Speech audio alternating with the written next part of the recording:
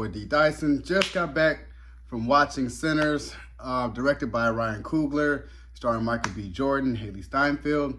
And I must say, yes, this is a top 10 movie. I wouldn't say movie of the year, but this is definitely a top 10 for the year. Just depends on what other movies come out for the rest of the year, because I'm hearing Warfare is also a really, really good movie. But all in all, definitely a must watch. Definitely a movie where critics and audience alike are buzzing about it. It's really, really well shot, really well put together. You have Michael B. Jordan playing dual twins of Smoke and Stack, and Smokestack, where Smoke is more of the business savvy and Stack is more of just that wild party type of guy. So you open up with kind of like the intro of basically their cousin, who's a preacher's boy, and he has big slashes across his face. And obviously we already know that he, ran up against vampires.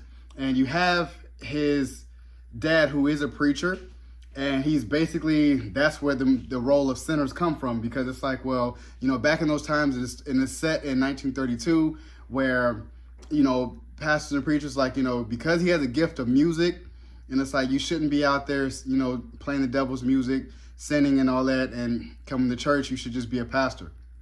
And I want to say the first hour, you're kind of getting to know Smoke and Stack, as they were coming from Chicago. They work with Al Capone, so they're into the crime life, and they're coming back down to Mississippi, and we're going to open up a juke joint. We're done with all that, there's still just kind of element, this is what we do, and they open up a juke joint. They run across people that they met, the people that's kind of helping them get the juke joint together. You got the Asian family that's helping them with the food.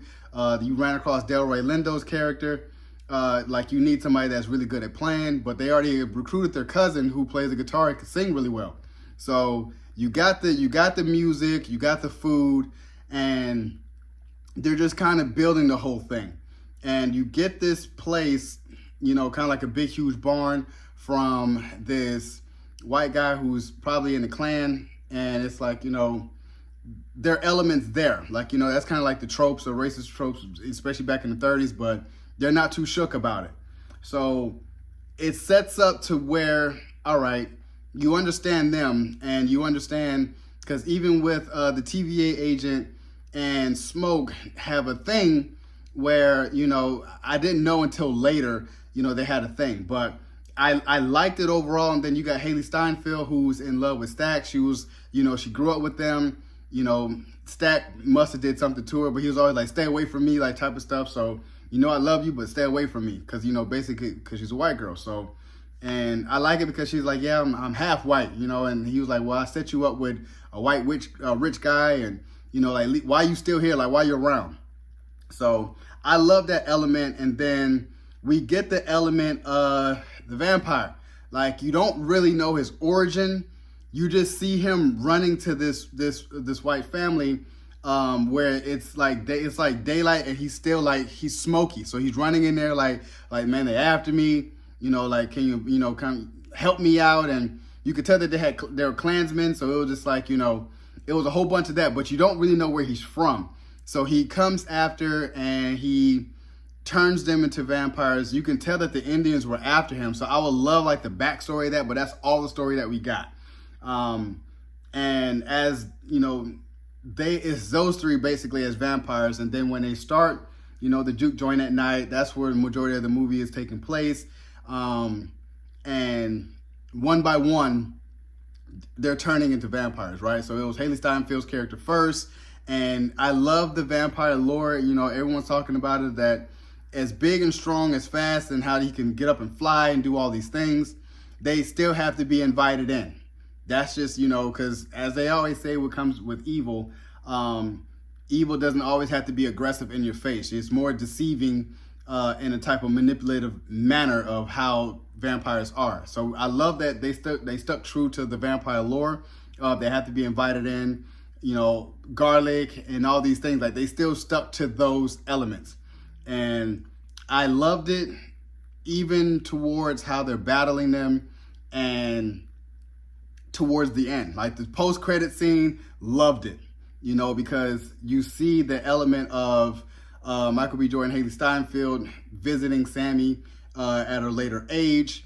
And, you know, he just like, hey, I made a promise. My brother made a promise to stay away from you, so I did. So you could tell, like, even, you know, he still had a lot of human element to him, although that he was the undead, like he was a vampire. Because even when he was still talking to his brother, when he already turned, he was still himself. Like, you know, he wasn't completely vicious. So he's still like, that's how you know he was like a real person. Like he was a real dude, like, man, because he was telling Delroy Lindo's character, like, man, shut up. I'm talking to my brother. You know what I'm saying? So that let me know that he was still himself, but he was just like, I'm just a vampire now. And I'm like, I'm good at that. So I love this movie from front to back. This is definitely a must-watch movie. This is definitely a rewatch movie. And then I was just seeing that Ryan Coogler will own the rights to this movie 25 years later. So I know that they're going to, you know, how every studio does as put this out in the movies, go see it again. So he'll get all his royalties and everything that he's promised. And I think that is huge, huge, huge as a director. Not only just a director, but a young black talented director as well. Like him and Michael B. Jordan, like this. You know, I feel like it's Scorsese and Leonardo DiCaprio is Ryan Coogler and Michael B. Jordan. Definitely give this a 10 out of 10. If I was Tyrone Magnus, it'll be 5 out of 5 woos. If it was Jeremy Jahns, it's an 8 awesome-tacular. If this was Chris Stuckman, A+. Like, I feel like, yes, this is definitely in the running of being, I wouldn't say movie of the year, but definitely in top 5 movies of this year, 2025. And I'm here for it all. So, you guys enjoyed my review of Sinners, out now in theaters. Subscribe to my channel. Post a comment down below. Like the video. It's your boy, D. Dyson. Peace.